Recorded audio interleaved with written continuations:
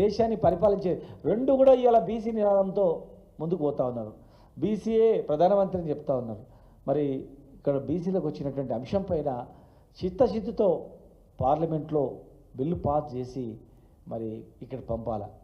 మేము ఇక్కడ చట్టాన్ని తయారు చేసినాం, ఇక మాకు సంబంధం లేదు, నీ కాంగ్రెస్ అనొద్దు, ఇది మాది కాదు కాంగ్రెస్ పార్టీదని బీజేపీ అనొద్దు, రెండు పార్టీలు సమన్వయంతో ఖచ్చితంగా బిల్లు పాస్ చేసి పంపాలని చెప్పని మరి దానికి పూర్తి బాధ్యత కాంగ్రెస్ ప్రభుత్వాన్ని, అక్కడ బీజేపీ ప్రభుత్వాన్ని అని తెలియజేస్తా ఉన్నాం. కాంగ్రెస్ ప్రభుత్వానికి మేము ఒకటి రిక్వెస్ట్ చేస్తా ఉన్నాం, ముఖ్యమంత్రి గారికి, మీ చేతిలో ఇక్కడున్న అంశాలు, ఇప్పుడు ఇది పార్లమెంట్ బిల్లు పాస్ కావాలి, ఇప్పుడు మాది అయిపోయింది పార్లమెంట్ అని చెప్తారు. సరే వచ్చేంత వరకు ఎలక్షన్ మీరు పెట్టరు, ఎలక్షన్ అనేది ఖచ్చితంగా మీరు 42%తోనే చట్టం వచ్చిన తర్వాతనే ఎలక్షన్ పోతారు, చిత్తశుద్ధి ఉందని మేము అనుకుంటాం. ఈరోజు మీ చేతుల్లో బడ్జెట్ ఉంది, బడ్జెట్ సమావేశాలు అవుతూ ఉన్నాయి. మీరు ఇచ్చిన మాట ప్రకారం సంవత్సరానికి 20,000 కోట్లు Mahatma Jyotiba Phule పేరుపైన sub plan, BC sub plan ఏర్పాటు చేస్తాం. ఆ సప్లాను ఏర్పాటు చేసి ఎవ్రీ ఇయర్ 20,000 కోట్లు ఖర్చు పెడతామని చెప్పడం జరిగింది. మీరు మరి ఒక సంవత్సరం గడిచిపోయింది. ఇప్పుడు కనీసం ఇప్పుడు ఈ 4 సంవత్సరాలన్నా 80,000 కోట్లు, పాత 20,000 కోట్లు మీరు ఖచ్చితంగా మీరు ఇచ్చిన మాట ప్రకారం సప్లాన్ ఏర్పాటు చేసి బీసీ సప్లాన్ మహాత్మా జ్యోతిబా పేరు మీద సప్లాన్ పేరు మీద మరి ఈ బడ్జెట్లో ప్రవేశపెట్టాలి.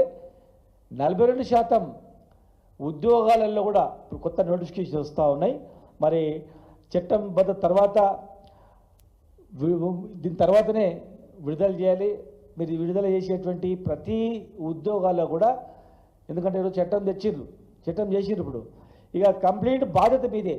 ఏ ఉద్యోగాలు నోటిఫికేషన్ వచ్చినా దానిలో 42% రిజర్వేషన్తోనే ఉద్యోగ నోటిఫికేషన్ పోవాలి. ఇప్పుడు బడ్జెట్లో మీ చేతిలో ఉన్నటువంటి అంశం 20,000 కోట్లు పెట్టాలి. మరి కేంద్రంలో చట్ట సవరణ బిల్లు తొందర తీసుకురావాలి. మరి ఎంబీసీ మంత్రిత్వ శాఖ లేదు, చాలాసార్లు ప్రతి రాష్ట్రంలో అడుగుతూ ఉన్నారు కేంద్రాన్ని, ₹1 ఖర్చు కానటువంటిది. మరి మంత్రిత్వ శాఖ ఏర్పాటు చేసినట్లయితే ఇలాంటి బిల్లు వచ్చినప్పుడు సమన్వయం చేయడానికి అవకాశం ఉంటుంది. మరి ఎలక్షన్ మేనిఫెస్టోలో ఎంబీసీలో కూడా ఒక మంత్రిత్వ శాఖ ఏర్పాటు చేస్తామన్నారు. మరి మీ పరిధిలో ఉన్నటువంటివి మీరు ఇమ్మీడియట్గా చేస్తే, మీ పరిధిలో లేనటువంటిది జాప్యమైనా సరే చిత్తశుద్ధి ఉందని చెప్పుకోవడానికి అవకాశం ఉంటుంది. కనుక దయచేసి ఎన్నో సంవత్సరాలుగా దగపడ్డ ప్రజానీకం, అత్యధిక సంఖ్య గల ప్రజానీకం, ఎన్నో అవమానాలకు ఇబ్బందులకు గురైనటువంటి ప్రజానీకం ఈరోజు ఎదురు చూస్తూ ఉంది. ఈ బీసీ రిజర్వేషన్ ద్వారా మా జీవితాలు బాగుపడతాయేమని మేము గతంలో చట్టసభల్లో కూడా రిజర్వేషన్ ఇవ్వాలని చెప్పి కూడా మేము తీర్మానం చేసి పార్లమెంటుకు పంపడం జరిగింది.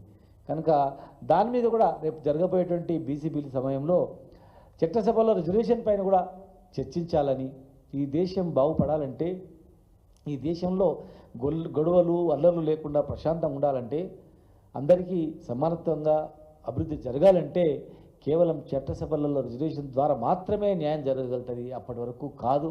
కనుక దానిపైన కూడా దృష్టి పెట్టాలని, మరి ప్రభుత్వానికి పూర్తి బాధ్యత తీసుకొని 42% రిజర్వేషన్ ద్వారా అయిపోయిన తర్వాతనే తెలంగాణలో స్థానిక సంస్థలలో ఎలక్షన్లు పెట్టాలని, తమిళనాడు తరహా తెలంగాణలో దేశంలో 2వ రాష్ట్రంగా అవతరించబోయేటట్లు చేయాలని, పార్లమెంటు బిల్లు సమయంలో ఏ పార్టీ అయితే ఈ బిల్లుకు మద్దతు తెలుపదో ఖచ్చితంగా తెలంగాణ ప్రజానీకం ఆ పార్టీలను తెలంగాణ గడ్డ మీద అడుగు పెట్టనియదని, ఆ పార్టీలను బిల్లు పాస్ చేయకుండా చేసేటువంటి పార్టీలను ఖచ్చితంగా తెలంగాణలో భూస్థాపితం చేస్తారని